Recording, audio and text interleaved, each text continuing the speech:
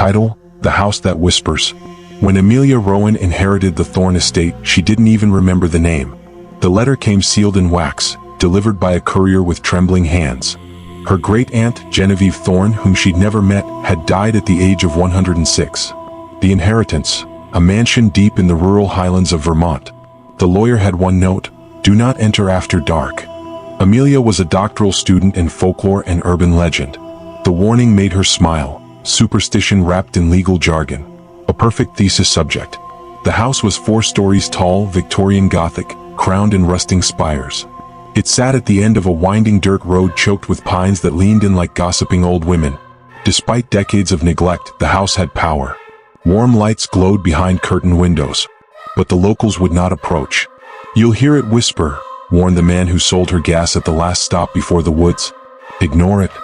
"Who?" she asked, more curious than concerned. He looked her straight in the eye. The house. The house was cleaner than expected. Dust lay thick, but nothing seemed broken. Portraits of stern, long-dead relatives lined the halls, their eyes oddly reflective, as if they held a light of their own. Amelia chose a modest room on the 2nd floor, ignoring the master bedroom which for some reason had a keyhole filled with melted wax. She recorded everything. Footsteps, whispers, the creak of the walls breathing. She chalked it all up to age. Her first night passed dreamlessly, though she woke up facing the wrong direction, head at the foot of the bed. Odd, but she'd been exhausted. By the 3rd night, the whispers began. Soft, murmuring. Not in her head, not outside the window, but from the house itself. Beneath the floorboards. Behind the walls. She pressed her ear to the cold wood and heard a voice. "Don't forget your name." She laughed, more to comfort herself than anything else. "You're losing it, Amelia." But deep down she wasn't sure. On the 5th day, she found a door in the west wing she hadn't noticed before. It was ornate, polished walnut, etched with symbols that hurt her head when she stared too long. Inside was a room lined entirely with antique mirrors. Hundreds of them. No dust, no cracks. Some were tiny as coins, others tall as doors. All reflected her, but not quite correctly. In one she was slightly taller. In another, her smile lingered after her mouth had gone still. She left the room feeling hollowed out. That night, she dreamt of drowning, not in water but in glass. Cold, silent, bottomless. When she returned to the mirror room the next day, one mirror was missing. In its place, a pale smear where her reflection should have been. And later, she caught her own image blinking when she didn't. It started with the laughter.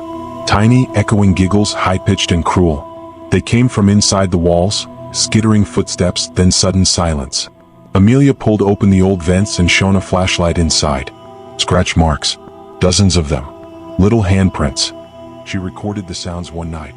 When she played them back, she heard something else layered beneath the laughter. Whispers in Old English. She sent the audio to a linguist friend, Dr. Lennox. He called the next morning, his voice hoarse. "Where did you get this?" "My great-aunt's house." "Why?" "That's Middle English, Amelia. 14th century. It talks about binding souls. And a house that feeds." She didn't sleep that night. Something knocked on her door around 3 a.m. She didn't open it. The doorknob turned anyway. In the attic, behind a false panel, she found a diary wrapped in oilcloth. Genevieve Thorne's journal. "The house must eat." One entry read, "Each generation must give it one soul. My brother went first, then my husband. But the house has grown greedy. It wants me now. I am not ready." Later entries were frantic, scrawled diagonally across pages, bleeding into the margins. "It wears their faces now. It knows my voice. I think I forgot who I was." The house whispered it away. "If I vanish, do not let it remember me. Do not speak my name." The last entry was a single line. "It will try to love." Amelia began to forget small things. Her email password. Her mother's phone number.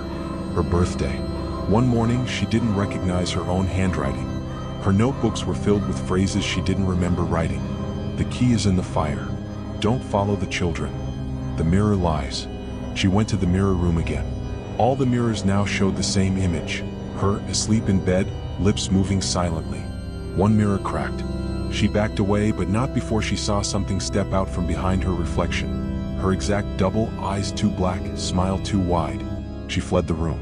That night, she dreamed of standing in front of the cracked mirror. Her reflection walked away without her.